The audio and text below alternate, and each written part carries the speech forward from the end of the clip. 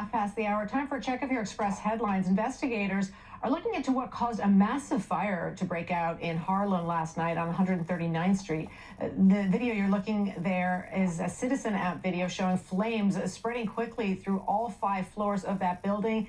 The FDNY says that the building had been vacant for many years. There were no serious injuries reported. More than 24 people, though, living in adjacent buildings were displaced by that fire.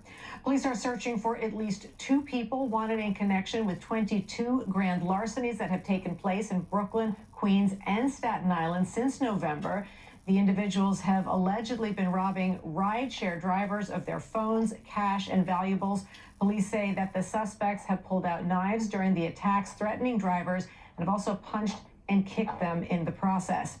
And a new report from the city's independent budget office finds that city buses are among the slowest in the country. The report says that congestion roadways in New York, as well as insufficient bus lane networks and inconsistent enforcement of bus lane rules, are all to blame for those slow speeds. The report also says that the city is behind schedule for building 150 miles of protected bus lanes by 2026.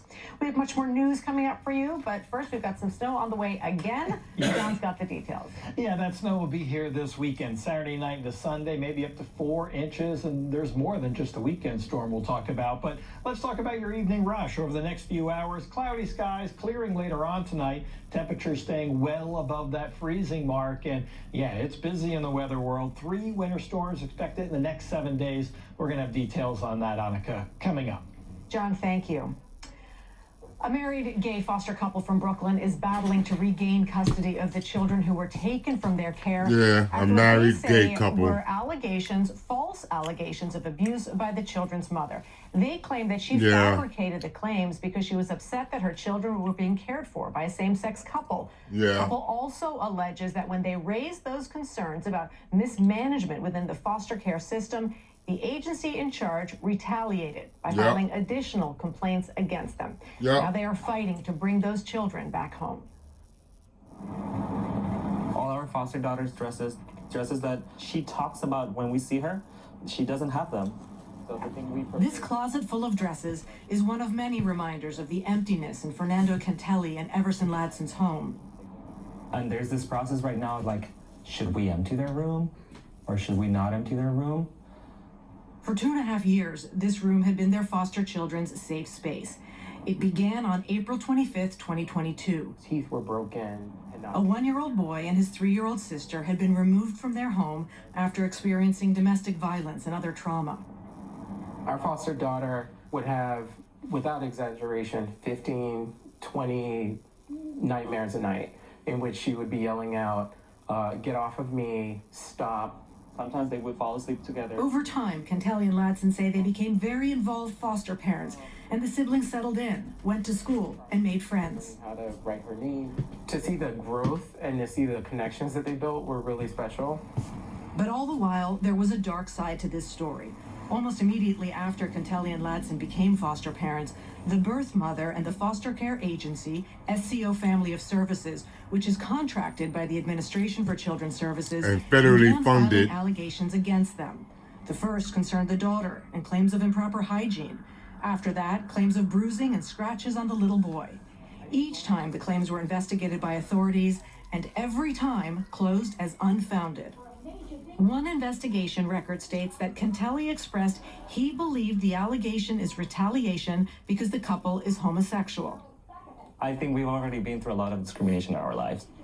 Later, a call Ladson recorded with an ACS Special Investigations caseworker and shared with New York One seemed to confirm that fear. I think the foster care agency is kind of avoiding addressing that with you or being honest to you about that. But the main issue Ms. has with you guys is that you guys are a couple. That's the only issue that she has with you.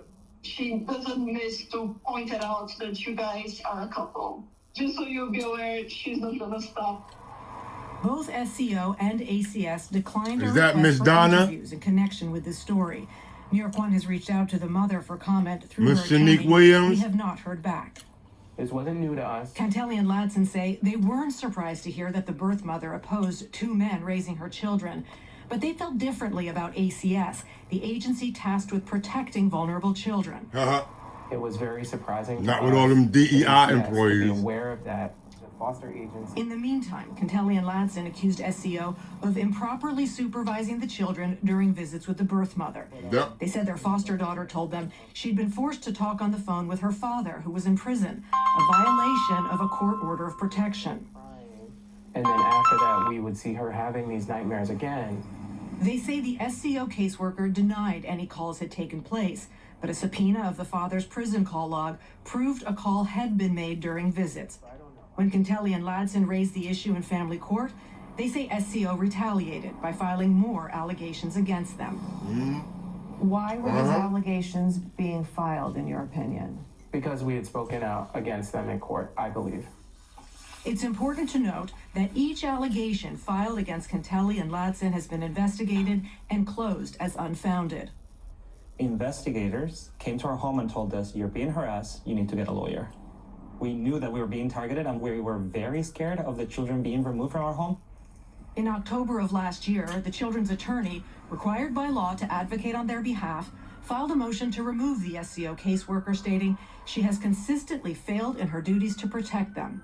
Days later, when Kentelli and Ladson dropped the children off to visit with their mother, they learned that SCO had filed yet another allegation, this time accusing them of inappropriately touching their foster daughter.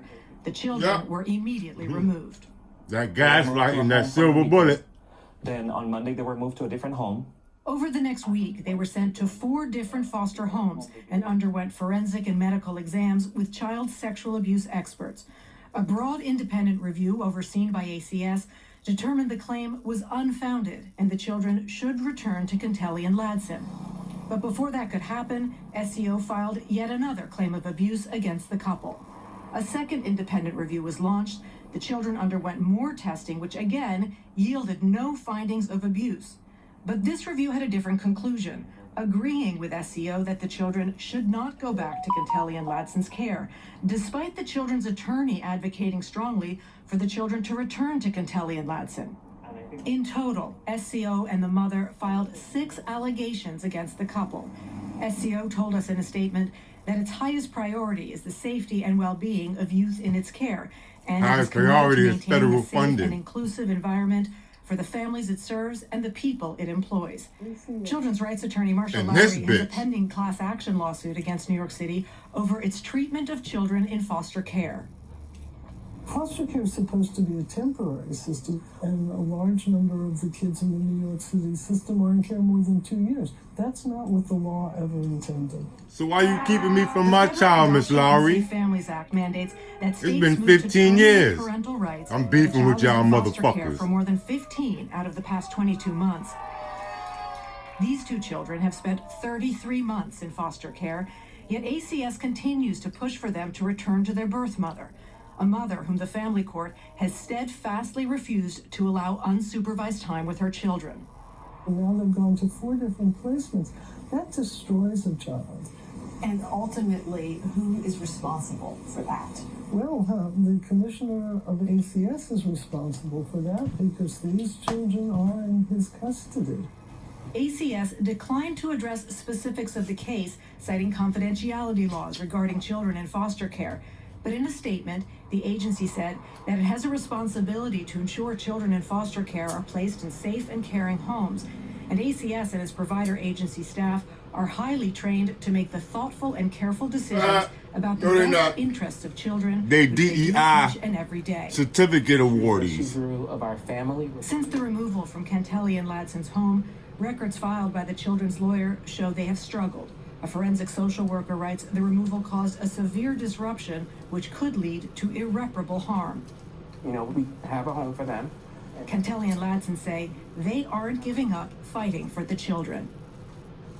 My hope is that the kids don't become a story that you will make in a couple years of deceased kids in New York City. Because we've seen it firsthand that in the foster care system, the kids are not the priority. Federal funding is. Kentelli and Ladson have now appealed their case to the State Office of Children and Family Services in the hopes that it will reverse ACS's decision not to allow the children to return to the couple's home. They have a fair hearing, which is scheduled for March.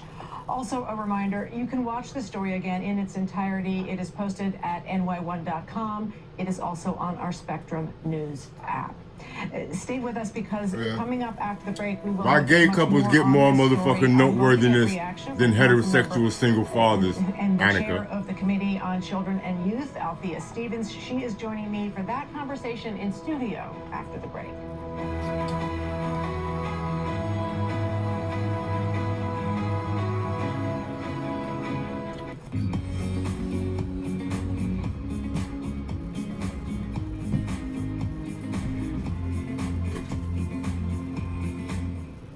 This winter on the Spectrum News app, stay informed and prepared with essential alerts, timely updates from your weather experts, interactive real-time radar, and live forecasts when you need them most. Spectrum News, free with your Spectrum subscription, now available on your favorite devices. Moving forward starts with getting answers about where we are. What New Yorkers want to know, Inside City Hall is here to find out. And we do it every weeknight at 7 and 11 here on New York One, exclusively on Spectrum. Oh my gosh, wow. Who am I? Wow, is that really me? Hi, I'm Jonathan Greenhut, the CEO of Plexiderm. All it takes is 10 minutes to reduce the appearance of under eye bags, wrinkles, and crow's feet. The instant results are from naturally based silicates found in shell clay. Once applied, your skin tightens and firms. Take action with our Plexiderm 10-minute challenge. Try it today for only $14.95 plus get free shipping. Visit plexidermtrial.com or call the number on your screen. Join Spectrum News New York One as we celebrate Black History Month.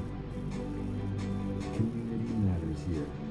Spectrum News New York One, exclusively on Spectrum. It takes a dedicated team to cover all the weather our city has to offer. As a Brooklyn kid, I'm honored to be able to help New Yorkers plan their day. Our team is here to bring you accurate forecasts you can count on. Watch the New York One weather experts on your TV and on the go with the Spectrum News app. Have you tried the chips and salsa here? No way. My stomach can't handle that stuff anymore. Have you tried probiotics? Yeah, but those never work. I thought so too. Until I tried Peptiva. Peptiva is one of the first doctor-formulated probiotics that works at night to soothe indigestion, discomfort, bloating, even constipation while promoting digestive health. And it has time-released melatonin to help you get the best sleep of your life. Chips and salsa are back on the menu. Get your complimentary sample by texting CURL to 231231.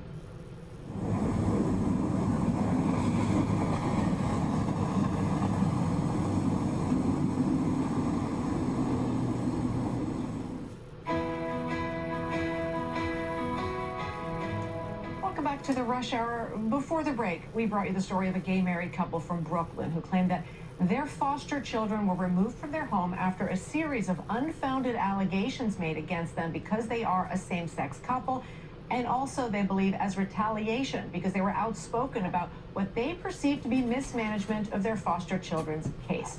Joining me now to discuss this further, Council They Member do it to Althea all Stevens, dads, chairs even the us Committee on Children and heterosexually Youth in the City disgusted Council. ones. And that committee, by the way, oversees ACS. Thank you for coming on to discuss this topic with us. Why don't we start with your reaction to that story that we just aired? Well, my first reaction, obviously, is just disappointment. You know, I take this role as chair of Children's Services really serious. And, you know, we had a hearing back in September around LGBT youth being such a high population for our the RHY community, which is Homeland Runaway Youth. And ACS talked about how they are actively trying to recruit more parents who are LGBTQ so that they can take in more foster kids. And so when I see a story like this, it's again seeing how the information that's at the top isn't being trickled down and being implemented. And so I'm just really disappointed to see that this family is going through this.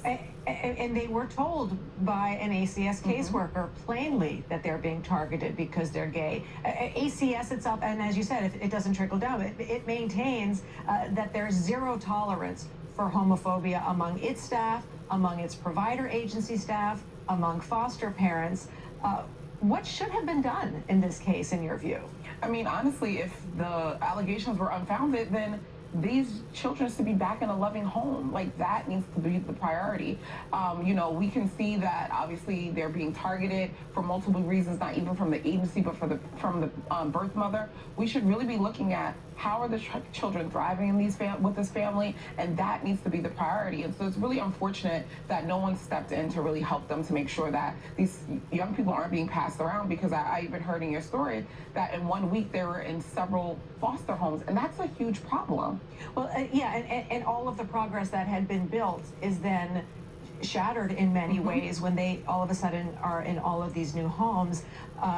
In terms of your oversight of ACS, what can your committee do I guess the question is twofold.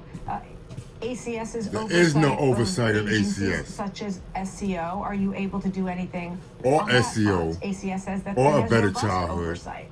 Or Yeah. Children's Law So Center. even when we're thinking about with the agencies, a lot of this stuff is Or contracted. comprehensive family And I tell services. folks all the time, like, we have to also make sure that these organizations are doing the job that we are paying them to do. Like, this isn't free or charity. And so Doge is going to there's take care of that. contracts, and we need to be looking at, does it make sense? And if they aren't doing what we're asking them to do, then we need to move on and find other agencies. And so one of the things that for me, I've been thinking about foster care in the sense of, like, everyone keeps saying that the numbers are down and that children are being placed back with families. But I've always been like, but what's going on with the young people who are in foster care, which is why I'm having a hearing at the end of the month, because I felt like it was a distraction around not really getting to the root of the issues. And I had a foster care roundtable with young people who are in foster care, and they were telling me a number of horror stories. And things like this is happening. And so for me, it's thinking about, how do we hold everyone accountable, right? How do we hold the commissioner accountable? How do we hold these agencies accountable? And that's what we're going to be discussing and really getting to the meat of in my next hearing. Yeah, I mean, it's such an important topic because to ACS's point, they don't want to risk the safety of these children, but then it comes to the health and well-being of this 3- and 6-year-old who are now out there, and by the accounts of their attorney and numerous affidavits that have been filed, they are really suffering. Yeah. And so when these conversations go on, you have children who are in the system, and it doesn't seem to be a positive outcome for them at this point. And also, let's also talk about, it takes a lot to become a foster parent, right? There's There a we lot go. of robust training that they have to do. They have to be screened. There should be, folks are coming in doing constant visits and checks on the young people. And so those are really the touch points where we should be looking to see, like, if it's unfounded from investigations, nothing was ever seen in the home before, we really have to make sure that we're making the best conclusions, especially if family court is not looking to give the parent back, the children back to the mother or the family. We should be saying, how are we making sure that Or the we're with father. the best family that's going to help Learn them, how to say father, develop bitch is a into, fucking positive, two-syllable word. young people. And these are some of the issues you're going to be addressing in your Absolutely. hearing later this month. Councilmember Althea Stevens, I appreciate you coming on to talk about this with us, especially in your role as chair of that committee on children and youth. Thank you. And stay with us here on the Rush Hour. We're going to take a quick break. We'll be right back after this.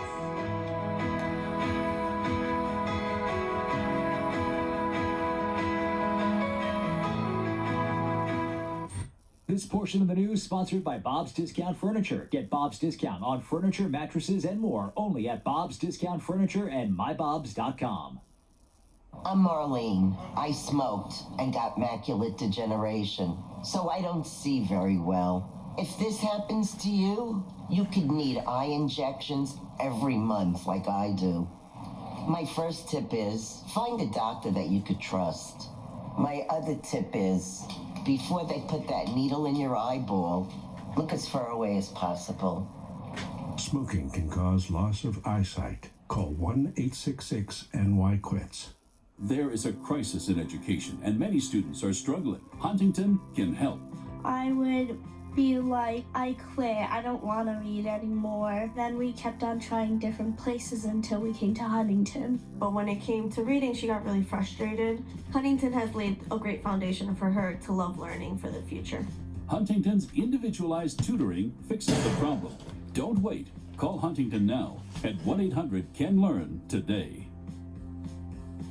Today we are talking about Medicare Part C, commonly called Medicare Advantage. If you're losing benefits for any reason or new to Medicare, you can call now because you may be eligible for plans in your zip code with additional benefits or cost savings you may not be receiving now or that may have previously not been available to you. Different Part C plans are available in different parts of the country, so don't wait. Call the number on your screen now. You should call now even if you've called before. We will check to see if there is a Part C plan available in your area with additional benefits and potential cost savings. Call to speak with a licensed insurance agent and find out if you are eligible for a special enrollment period. You don't get Medicare Part C benefits automatically, so call now for your free 2025 no-obligation Medicare benefits review. Just call 800-948-2082. 800-948-2082.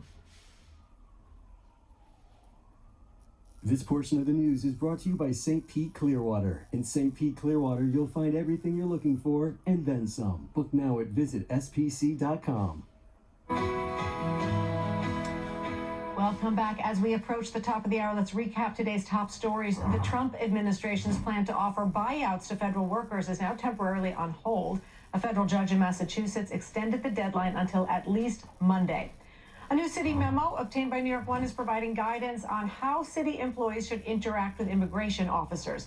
City Hall says the safety and protection of city workers is top priority, but that they should not stand in the way of federal enforcement. This comes as President Trump eliminated a rule that prohibited immigration agents from entering schools, healthcare facilities, and places of worship to conduct arrests all across the country, including here in New York.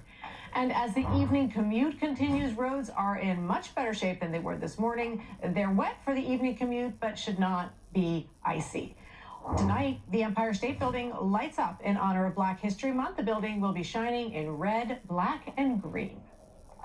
Another check of the forecast. Last night you probably couldn't have seen it. That's what I was thinking too, but tonight will be perfect. Yeah, a little crescent moon. Yeah, it'll be good. Oh, beautiful. That crescent moon is really sharp. Yeah, for sure. All right, let's go check things out. Yes, February is Black History Month, and we want to shine a spotlight on one of our African-American pioneers in science. This time around, it's June Bacon Bursey. She was the first African-American to get a degree in meteorology from UCLA, and then was the first degreed broadcast meteorologist. Also worked for the National Weather Service, and including some time here in New York City, and she worked at 30 Rockefeller Center working on the radar. And yeah, there's even an award named after her with the American Meteorological Society. Really interesting life. Google her sometime. She won $64,000 on a TV game show and used it to start a scholarship. A wonderful life.